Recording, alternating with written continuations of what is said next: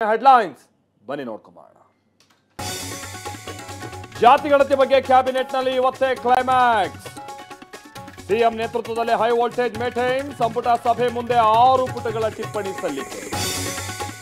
ಪ್ರತ್ಯೇಕ ಸರ್ವೆ ಬಗ್ಗೆ ಲಿಂಗಾಯತ ನಾಯಕರ ಧ್ವನಿ ಯಾಕಾಗಬಾರ್ದು ಅಂತ ಈಶ್ವರ್ ಖಂಡ್ರೆ ಪ್ರಶ್ನೆ.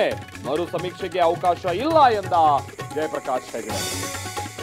ಜಾತಿ ಗಣತಿ ವರದಿಯ ಕಿಚ್ಚು, ಕೇಸರಿ ಪಡೆಗೆ ಅಸ್ತ್ರ, ಕುರ್ಚಿ ಉಳಿಸ್ಕೊಳ್ಳೋಕೆ ಸಿಎಂ ತಂತ್ರ ಎಂದ ಬಿಜೆಪಿ. ಮಂಡ್ಯದಲ್ಲಿ ವಿನೂತನವಾಗಿ ಪ್ರತಿಭಟಿಸಿ ಘೋಷಣೆ.